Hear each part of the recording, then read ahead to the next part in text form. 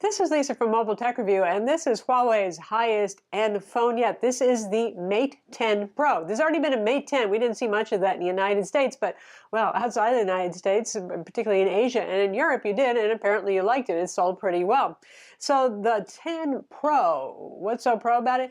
It's really not so much that much more pro. It's just different. It's doing that trendy thing, the 18:9 widescreen tall aspect ratio display with almost no bezels. The result of that, though, is the fingerprint scanner has to get moved to the back side. Oh well, at least it's centered and not in a weird place. Hello, Samsung Galaxy Note phone and all that sort of thing. It's a big phone, 6-inch display, again, sort of like the Note 8.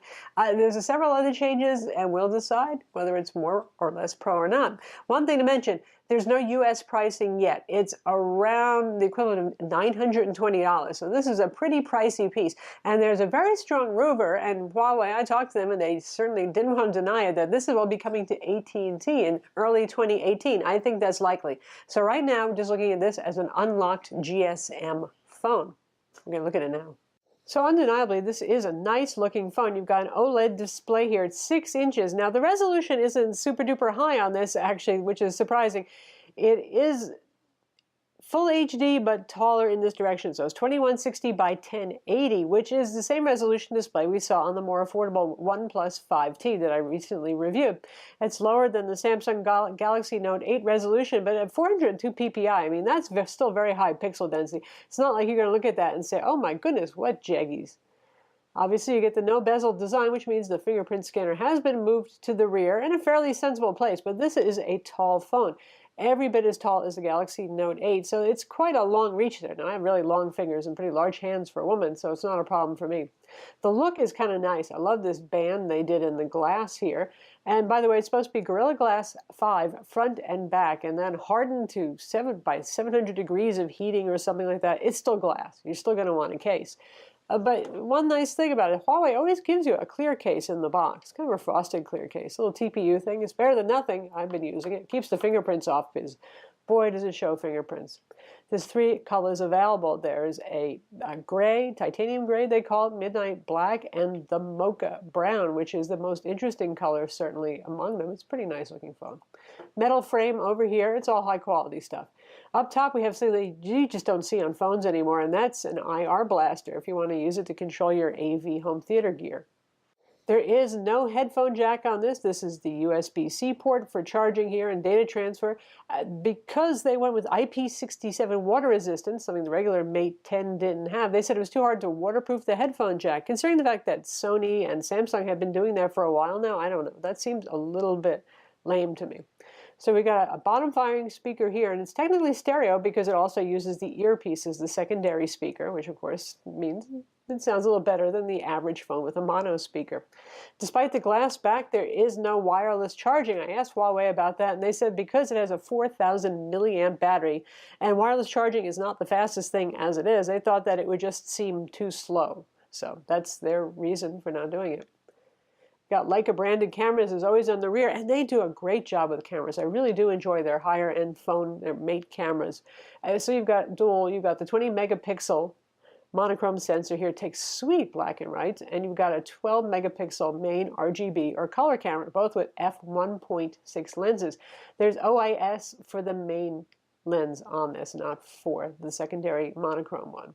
It's totally awesome sauce as ships with Android 8 Oreo out of the box. Yes, manufacturers are still letting loose phones sometimes that are running 7.0 Nougat. You get EMUI, which is their Emotion UI, also set to version number 8. And I've never really been a fan of it, but at least they have settings now where you can have an app drawer instead of doing it the kind of Chinese phone way where, you know, all the apps get thrown on the home screen to the side. And the notifications have been less manhandled, let's put it that way. You got all your usual quick controls right here. You have NFC, the usual dual band Wi-Fi, aptX audio, Bluetooth 4.2 on board, and if you want to get to all settings, it's looking a lot more like, shall we say, normal stock Android. And for me, that's actually a good thing. I don't like heavy overlays. Happily, their software does not impede performance in any way. This is running on Huawei's own Kirin CPU, the 970. That's their fastest to date, and it really holds up against the Snapdragon 835 for CPU scores and benchmarks. Graphics is a little bit behind with that integrated Mali GPU, but not terribly. It really is a pretty fast phone. It's available with 4 gigs of RAM or 6 gigs of RAM, depends on, well, your region, I believe, and the options that they're going to offer there, and either 64 or 128 gigs of storage. There's no micro SD card slot here, unfortunately. Either a single or dual nano SIM carrier. That's all that you get here. It is pretty darn fast. It feels fluid in everyday operations. Again, like I said, their software interface with its unusual touches here and there really hasn't impacted performance at all. So fast, yes, it is. This is an OLED display here, and it's a good-looking one, and the viewing angles are pretty good. It doesn't really lose much as you go side to side or back and forth or up and down. It's actually doing better than the Pixel XL in that respect. You've got color temperature settings here, so you can set it to how you like. The default setting is a little on the cool side, which it seems like a lot of people actually do like. And you've got a couple of different color saturation modes. So you got vivid over here, and you got normal. Normal is actually a bit more accurate. I personally prefer that without that extra cool look going on there. In any case, supports HDR10. You have very high contrast ratio here. It's a nice enough looking display, even if it's not the highest resolution display on the market.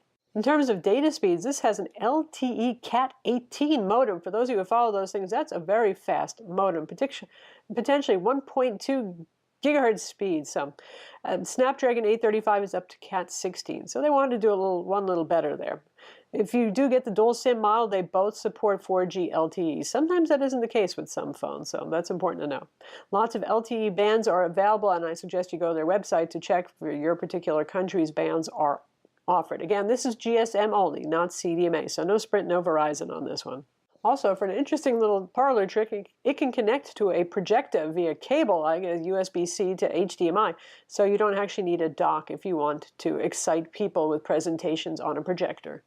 As ever, their Leica branded Mate cameras are really good. This is right up there holding its own neck against something like, say, the Samsung Galaxy Note 8 and the Pixel 2 XL, which you might consider to be blasphemy, but really it is that good. The user interface is, well, a little bit busy here, but there are explanations for what most of these things are. Wide aperture mode if you want a little more background blur look, portrait mode, wide aperture, you get the idea here. Standard, vivid, color smoothing, all sorts of stuff. And if you swipe this way, you can choose from these various modes. So if you want to do monochrome, just tap right there. Panorama, HDR, and so forth. And if we swipe this direction, you have all your regular settings. So this can shoot up to 4K resolution for video, which is what we have it set to. It does have optical image stabilization for the main camera. However, if you're shooting at 4K resolution, it will not use it. So you got to shoot at lower resolutions. It is useful for low light photos at night. And if you want to go to Pro mode, you just swipe up like that and check it out. You can change your ISO, your EV, your shutter speed even, which is something you don't always see on a camera phone. I can tell you that the photos that this takes are lovely, and you can see some of the examples on screen. Particularly that monochrome camera is just really very impressive. And a lot of those are low light shots. Those indoor shots are all low light, and there's really very little noise there and a lot of detail and a very natural look by camera phone standards. So 4,000 milliamp battery, that is phenomenally high capacity battery there, and indeed it has quite good battery life. The display resolution is not pushing any limits for insanity in terms of, well, number of pixels you're pushing there. The Kirin 970 is obviously a fairly power efficient CPU, so I really couldn't find a way to kill this in a day. I mean, if I was out there playing Pokemon Go with the GPS active for hours, I guess I could, but with normal use, streaming videos, sending emails, browsing the web, all that normal stuff that we do with our phones, social networking, it just really goes for about a day and a half on a charge. Sweet. So that's the Huawei Mate 10 Pro. I mean, it certainly is a very nice phone, but that's a lot of money. It's hard to say what it will be priced like if and when it does come to AT&T, but even overseas, European prices, Australian pricing is not so bad. European pricing is a little on the high side. It's hard to say how well it's going to do. I'm sure in Asia it's going to sell real well in their home territory, probably decently in Europe as well, but it's up against strong competition. This price range, though, you're talking about the Samsung Galaxy Note 8, other high-end phones. For people who are actually considering an iPhone, there's even like the iPhone 10 not that much more expensive than this. It's a nice step forward for them into the high-end market, though, something that we haven't seen in the United States before, where they typically sell their more affordable Honor line of phones. So it's promising, and it's not exactly more pro than the regular Mate 10, but if you like that tall, kind of widescreen aspect ratio display and that trendy no bezel look, then it just might float your boat. I'm Lisa from Mobile Tech Review. Be sure to subscribe to our YouTube channel for more cool tech videos, and thumbs up if you like this vid.